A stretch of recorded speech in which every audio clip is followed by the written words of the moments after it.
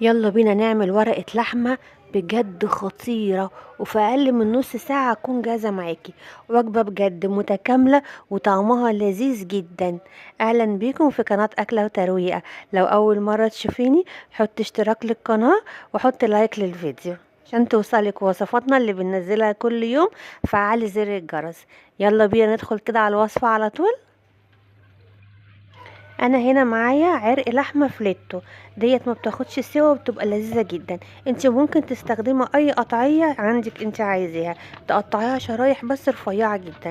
دلوقتي بقى اهم خطوه انا هعملها، هجيب الطاسه بتاعتي واحط فيها شويه زيت، وهنزل باللحمه بتاعتي كده هديها صدمه علشان اقفل المسام بتاعتها.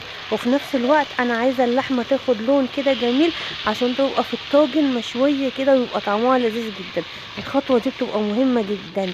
انا هخليها تاخد لون كده من تحت وهقلبها على طول. انا هضيف عليها حاجتين بس، هو الملح والفلفل الاسود. انا مش عايزه احط لها نكهات تانية عشان ما تغيرش طعم اللحمه. انا عايزه يبقى طعم اللحمه كده في بقي والنكهات ما تغيرش طعمه. هي كده خدت لون من تحت، هقلبها بقى على الوش التاني وبس كده بقت جاهزه معايا اللحمه. تعالي بقى هاتي الطاجن بتاعك او الصينيه او اي حاجه، وهاتي الورق الفويل كده بس حته كبيره وتكون خارجه من الجوانب عشان هنلف كل دوت من بره. وحطيها كده في الارضيه بتاعه الطاجن، وحطي فوق منها ورقه زبده علشان ورق الالومنيا بتتفاعل مع الخضار، فعشان كده احنا بنحط ورقه الزبده. انزلي بقى بالخضار بتاعك كله مكعبات. انا قطعت بطاطس مكعبات، طماطم مكعبات، البصل مقطعاه جوانح كده صغيره، والفلفل قطع صغيره، والجزر. واي خضار عندك بقى انت حباه حطيه، حطي بسله، حطي فاصوليا، حطي كوسه. كل دوت بيزود القيمه الغذائيه وبتبقى جميله جدا.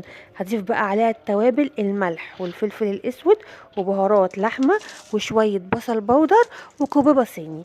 بس كده، وقلبي بقى الخضار الجميل بتاعك ده كده كله مع بعض وهو في قلب الطاجن.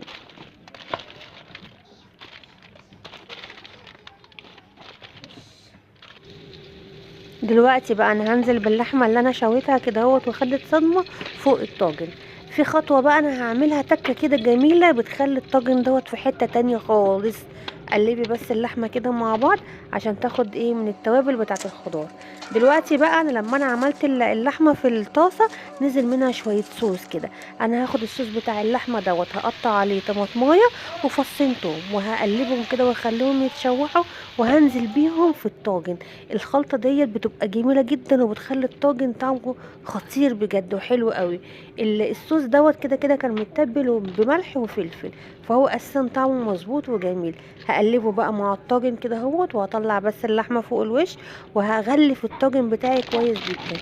ورقه الزبده الاول كده اهوت، وبعد كده ورق الفويل. اهم خطوه بقى دلوقتي عشان الطاجن ما ياخدش سوا في الفرن، ان انا اغلفه كويس جدا بورق الالومنيا، وما خليش فيه اي نفس خالص للبخار ان هو يطلع، لان هو الخضار واللحمه بتستوي من جوه على الخضار وعلى البخار وبيبقى طعمها جميل جدا. احنا كده قفلنا الطاجن بتاعنا كويس جدا.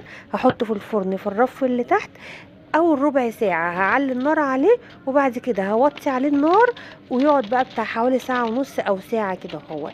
وهيطلع معاكي الطاجن بجد خطير. عجمية بجد، زبدة زبدة، الخضار كله عجمية مستوي وجميل جدا. بصوا، عامل زي الزبدة. اللحمة بجد انا مش عارفة اقطعها عشان سخنة، بس بصوا مهرية مستوية خالص خالص بجد، حلو جدا. تعالي بقى اعملي جنبها شوية رز بشعرية بقى. وجبة بجد حلوة أوي أوي وطعمها خطير خطير. تنفع في عزومات رمضان، حلوة جدا، تبقى وجبة رئيسية وتبقى جميلة جدا. بصوا اللحمة عاملة ازاي، اللحمة مستوية خالص وبتتقطع كده بكل سهولة معايا. شوية الرز بقى بالشعرية بتوعك بقى، وحطي عليهم شوية الخضار الجميل دوت، وبجد كلي أحلى خضار مشوي جميل جدا. وحتة اللحمة بجد في حتة تانية حتة تانية، والله جربوه. الطاجن ده هيعجبكم جدا، حكاية بجد.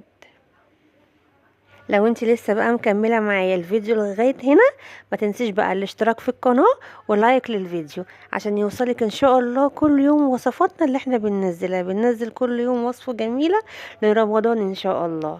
وكل سنة وانتم بألف صحة وخير. مع السلامة.